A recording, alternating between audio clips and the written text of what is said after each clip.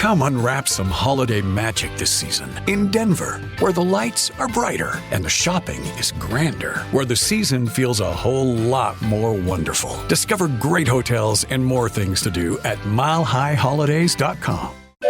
All aboard for your chance to win $1,000 every week until December 28th. That's right, $1,000 cash just in time for the holidays. To hop on board, just head to churchillmortgage.com and punch your ticket to the Churchill Express giveaway.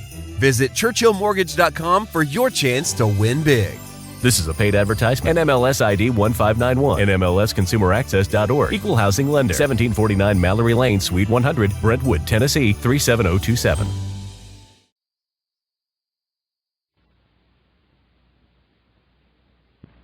And it came to pass in those days that there went out a decree from Caesar Augustus that all the world should be taxed. And all went to be taxed, every one into his own city. And Joseph also went up from Galilee, out of the city of Nazareth into Judea, unto the city of David, which is called Bethlehem, to be taxed with Mary, his espoused wife, being great with child. And so it was that while they were there, the days were accomplished that she should be delivered. And she brought forth her firstborn son, and wrapped him in swaddling clothes, and laid him in a manger, because there was no room for them in the inn. And there were in the same country shepherds abiding in the field, keeping watch over their flock by night. And lo, the angel of the Lord came upon them, and the glory of the Lord shone round about them, and they were sore afraid. And the angel said unto them, Fear not, for behold, I bring you good tidings of great joy, which shall be to all people. For unto you is born this day in the city of David a Savior, which is Christ the Lord. And this shall be a sign unto you. Ye shall find the babe wrapped in swaddling clothes, lying in a manger. And suddenly there was with the angel a multitude of the heavenly host, praising God and saying, Glory to God in the highest, and on earth peace, goodwill toward men.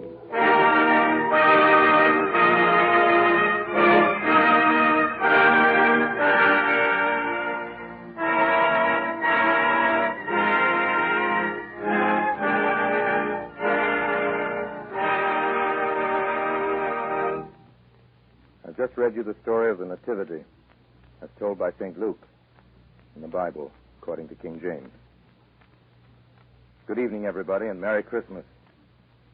This is Orson Welles bringing you another radio show for Lady Esther, a Christmas show. God rest ye merry gentlemen, let nothing you dismay. Remember Christ our Savior was born on Christmas Day. Christmas is the time for warm spirits and high feelings. The season to hang a holly wreath on your door and set up a fir tree near your heart. The season when everyone's heart beats a little faster, including the postman. And at this time of year, for 10 cents worth of mistletoe, you can kiss anybody you want to. It's the only time of the year a lot of people ever sing a song. Good King Winter of the South, on the feast of Stephen, when the snow is on the Above all, it's the time for good things, for plum puddings and Santa Claus and Dunder and Blitzen and Tom and Jerry. Here in America, our way of celebrating Christmas, like our very population, comes to us from many lands. From the old Scandinavian Druids, we've taken the mistletoe and the happiness it stands for. From the French, we've learned to sing a glad Noel. From England, we've adopted holly and the Yule log. From the old legends of Middle Europe, we've taken the Christmas tree, and the first chimneys Santa Claus ever climbed down were in Holland. We've made certain changes American children know, for instance, that wooden shoes won't stretch while stockings will. But the changes aren't the important thing. What doesn't change is what's important about Christmas. And on this Christmas 1941, that's a good thing to remember. God rest you merry, ladies and gentlemen. Let nothing you dismay. We send you with this program the warmest greetings of Christmastide. Goodwill toward all men of goodwill throughout the world.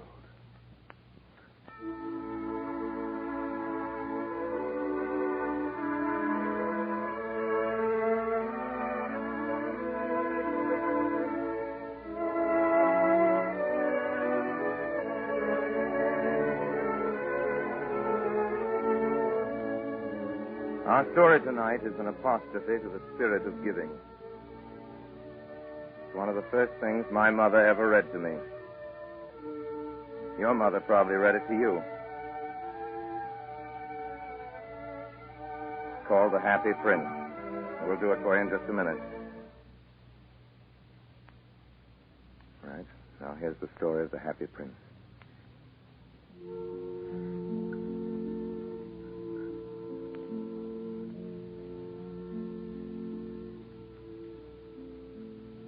High above the city, on a tall column, stood the statue of the Happy Prince.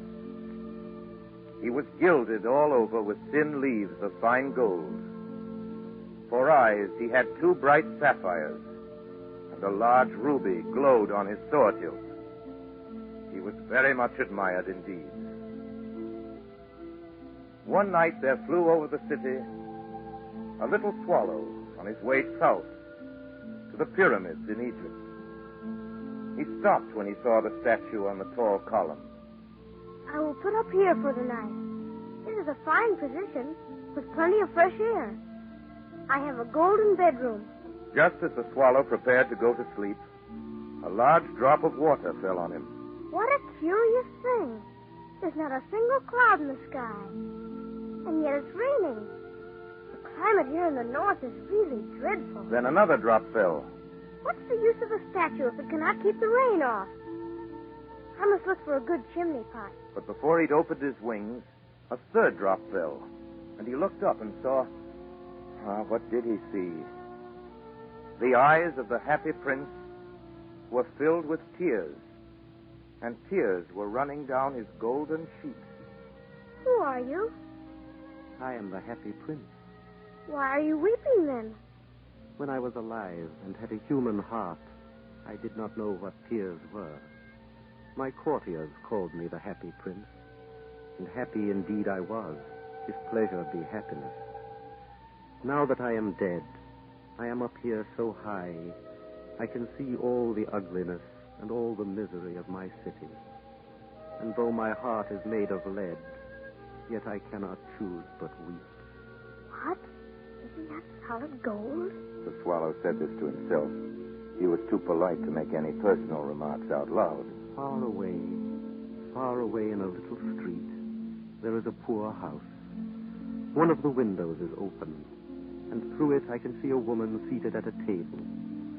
Her face is thin and worn, and she has coarse red hands, all pricked by the needle, for she is a seamstress. She is embroidering passion flowers on a satin gown for the loveliest of the Queen's maids of honor to wear at the next court ball. In a bed, in the corner of the room, her little boy is lying ill. He has a fever and is asking for oranges. His mother has nothing to give him but river water, so he is crying. Swallow, little swallow, will you not bring her the ruby out of my sword hilt? My feet are fastened to this pedestal, and I cannot move. I am waited for in Egypt. My friends are flying up and down the Nile and talking to the large lotus flowers. Swallow, little swallow, will you not stay with me for one night and be my messenger? The boy is so thirsty, and the mother is so sad. It's very cold here. But I will stay with you for one night and be your messenger. Thank you, little swallow. So the swallow picked out the great ruby from the prince's sword and flew away with it in his beak over the roofs of the town. He passed by the palace and heard the sound of dancing. A beautiful girl came out on the balcony with her lover. How wonderful the stars are, and how wonderful is the power of love. I hope my dress will be ready in time for the state ball. I have ordered passion flowers to be embroidered on it, but the seamstresses are so lazy. He passed over the river and saw the lanterns hanging to the masts of the ships. At last he came to the poor house and looked in. The boy was tossing feverishly on his bed, and the mother had fallen asleep. She was so tired. In he hopped and laid the great ruby on the table beside the woman's thimble. Then the swallow flew back to the happy prince and told him what he had done. It is curious, but I feel quite warm now, although it's so cold. That is because you have done a good action. And the little swallow began to think, and then he fell asleep. Thinking always made him sleepy. When day broke, he flew down to the river and had a bath. Tonight, I go to Egypt. The swallow was in high spirits at the prospect. When the moon rose, he flew back to the happy prince. Have you any commissions for Egypt? I am just starting. Swallow, will you not stay with me one night longer? I am waited for in Egypt. Tomorrow my friends will fly up to the second cataract. The river horse couches there among the bulrushes, and on a great granite throne sits the god Mammon. Swallow, swallow, little swallow. Far away across the city, I see a young man in a garret. He is leaning over a desk covered with papers. He is trying to finish a play for the director of the theater, but he is too cold to write anymore. There is no fire in the grate, and hunger has made him faint. I will wait with you one night longer. Shall I take him another ruby? Alas, I have no ruby now. My eyes are all that I have left. They are made of rare sapphires, which were brought out of India 1,000 years ago. Pluck out one of them and take it to him. He will sell it to the jeweler and buy firewood and finish his play. Dear Prince, I cannot do that. Swallow, swallow, little swallow, do as I command you. So the swallow plucked out the prince's eye and flew away to the student's garret. It was easy enough to get in as there was a hole in the roof. Through this he darted and came into the room. The young man had his head buried in his hands, so he did not hear the flutter of the bird's wings. And when he looked up, he found the beautiful sapphire. I'm beginning to be appreciated. This is from some great admirer. Now I can finish my play. The next night, the swallow flew back to the happy prince. I am come to bid you goodbye. Swallow, swallow, little swallow, will you not stay with me one night longer? It is winter, and the chill snow will soon be here. In Egypt, the sun is warm on the green palm trees, and the crocodiles lie in the mud and look lazily about them. My companions are building a nest in the temple of Baalbek. Dear Prince, I must leave you. But next spring I will bring you back 2 beautiful jewels in place of those you have given away. The ruby shall be redder than a red rose, and the sapphire shall be as blue as the great sea. In the square below, there stands a little match girl. She has let her matches fall in the gutter, and they are all spoiled. Her father will beat her if she does not bring home some money, and she is crying. She has no shoes or stockings, and her little head is bare. Pluck out my other eye and give it to her, so her father will not beat her. I will stay with you one night longer, but I cannot pluck out your eye. You will be quite blind then. Swallow, swallow, Little swallow, do as I command you. So he plucked out the prince's other eye and darted down with it. He swooped past the match girl and slipped the jewel into the palm of her hand. Then the swallow came back to the prince. You are blind now, so I will stay with you always. No, little swallow. You must go away to Egypt. I will stay with you always. And he slept at the prince's feet. All the next day he sat on the prince's shoulder and told him stories of what he had seen in strange lands. He told him of the red ibises who stand in long rows on the banks of the Nile and catch goldfish in their beaks. Of the Sphinx, who is as old as the world itself and lives in the desert and knows everything. Of the king of the mountains of the moon, who worships a large crystal. Of the great green snake that sleeps in a palm tree and has 20 priests to feed it with honey cakes. And of the pygmies who sail over a big lake on large, flat leaves and are always at war with the butterflies. Dear little swallow, you tell me of marvelous things. But more marvelous than anything is the suffering of men and women. There is no mystery so great as misery. Fly over my city, little swallow, and tell me what you see there. So the swallow flew over the great city and saw the rich making merry in their beautiful houses, while the beggars were sitting at the gates.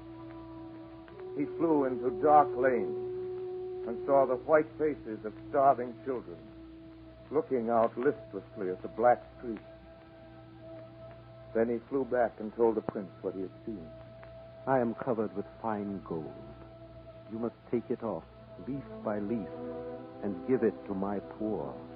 Leaf after leaf of the fine gold the swallow picked off, till the happy prince looked quite dull and gray. Leaf after leaf of the fine gold he brought to the poor, and the children's faces grew rosier, and they laughed and played games in the street. Then the snow came, and after the snow came the frost. The streets looked as if they were made of silver. They were so bright and glistening. Long icicles, like crystal daggers, hung down from the eaves of the houses. Everybody went about in furs, and the little boys wore scarlet caps and skated on the ice.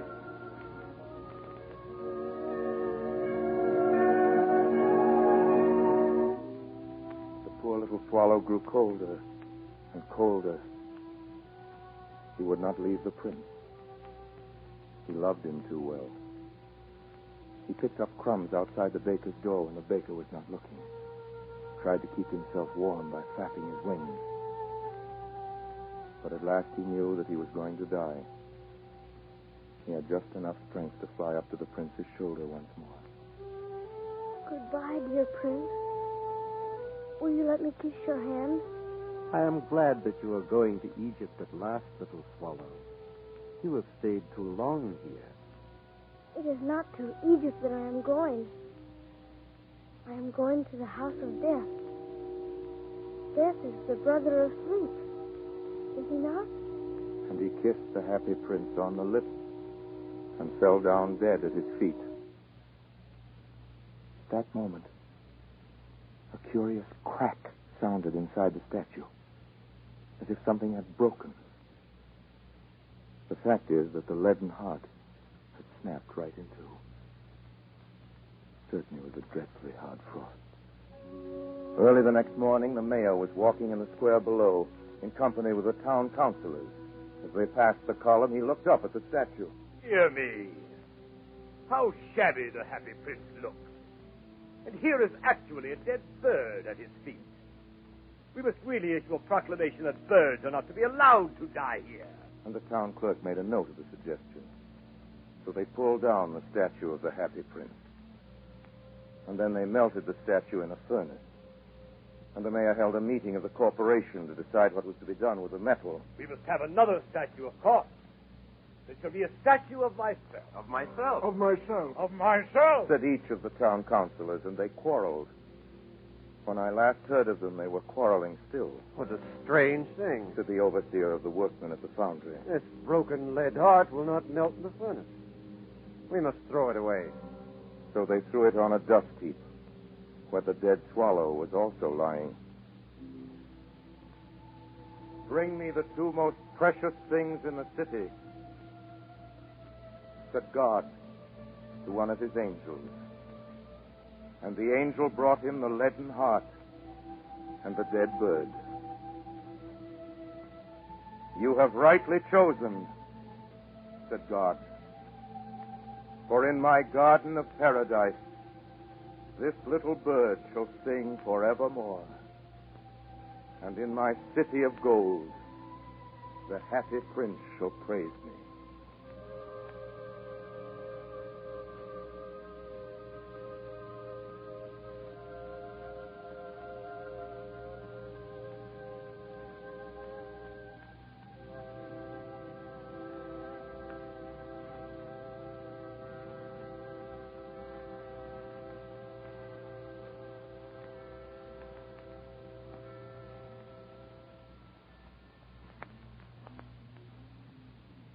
That was Wilde's The Happy Prince. The music was by Bernard Herrmann. There's more to our Christmas show, but right here I'd like to tell you the good news about next week's program. Our store is a new one, and it's the best thing of its kind that's come our way this year. And our guest is Miss Rita Hayworth. Now about tonight. I'm going to do something of G.K. Chesterton's. I stumbled on it the other day. It isn't new, but it isn't very well known either. It might have been written especially for tonight. Especially for this Christmas, 1941.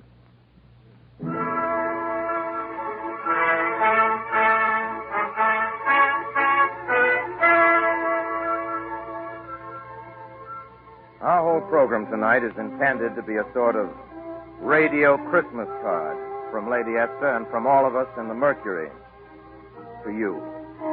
From Bernard Herrmann, composes all our music and conducts it. From Harry Esman, who makes the sound effects. From our engineer, Gary Harris. From Claire Olmsted and Jack Moss. From lots of people whose names we never mention on the radio, but without whom we wouldn't have a show. And also from those we do mention. From Ray Collins. Merry Christmas! From Agnes Moorehead. Merry Christmas! From Joseph Cotton. Merry Christmas! From Edgar Barrier, Erskine Sanford, Gus Schilling, and Tim Holt. Merry Christmas! And way out there in New York, from Paul Stewart, Alice Frost, Betty Gard, Everett Sloan, Chubby Sherman, Eustace Wyatt, and George Coulouris. And from all the Mercury people in Chicago, and from the Robert Mitchell Boy Choir, and from the orchestra, and from everybody. Merry Christmas! And of course, really, no proper Christmas card is complete without a few gay rhymes. And of course, Joe's right. We want our greetings to be as hospitable as any host, inviting you in on Christmas morning. Come, bring with a noise, me merry, merry boys, the Christmas lawn to the firing. For my good dame, she bids you all be free, and drink to your heart's desire. We want our greeting to be as generous as the beggars. Christmas is coming, the geese are getting fat. Please to put a penny in the old man's hat. If you haven't got a penny, a halfpenny will do. If you haven't got a halfpenny, God bless you. We want our greeting to be as logical as the farmers. At Christmas, play and make good cheer. For Christmas comes but once a year. You know, those rhymes are really honest-to-goodness old English and American poesy. And now, because we want our greeting to be timely and very beautiful, too, here's the Chesterton poem I promised you. Passionate peace is in the sky, and in the snow is silver sealed. The beasts are perfect in the field, and men seem men so suddenly. But take 10 swords, and 10 times 10, and blow the bugle in praising men, for we are for all men under the sun, and they are against us every one. And misers haggle, and madmen clutch, and there is peril in praising much, and we have the terrible tongues uncurled that praise the world to the sons of the world. The idle, humble hill and wood are bowed about the sacred birth, and for one little hour the earth is lazy with the love of good. But ready are you, and ready am I, if the battle blow and the guns go by. For we are for all men under the sun, and they are against us, every one. And the men that hate herd all together to pride and gold and the great white feather. And the thing is graven in star and stone, that the men who love are all alone. Hunger is hard, and time is tough. But bless the beggars and kiss the kings, for hope has broken the heart of things, and nothing was ever praised enough. But hold the shield for a sudden swing, and point the sword when you praise a thing, for we are for all men under the sun, and they are against us every one, and meme and merchant, thane and thrall, hate us because we love them all. Only till Christmas tide go by, passionate peace is in the sky.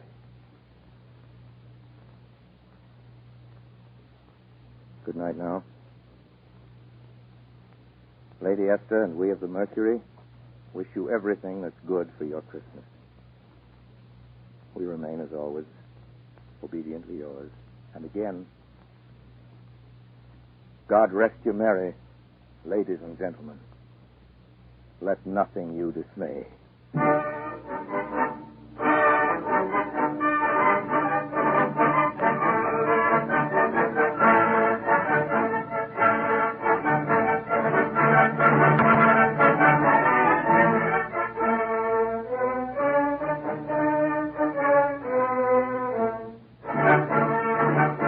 This is the Columbia Broadcasting System.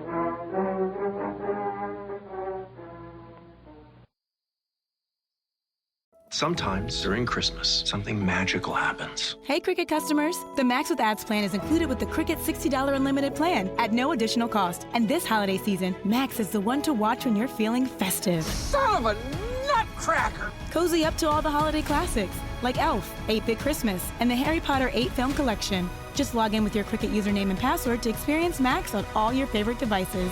Phone plan streams and standard definition programming subject to change. Fees, terms, and restrictions apply. See cricketwireless.com for details. Ah, the sounds of the holiday. Ho, ho, ho. Because when you open a College Savings Iowa account, you're giving a child the gift of education to help pay for college and trade schools. You get a tax break and peace of mind for whatever's ahead. Register before December 31st, and you could be one of 2 lucky winners to get $5,290. College Savings Iowa. Sounds like success. Visit collegesavingsiowa.com today. Administered by the State Treasurer of Iowa.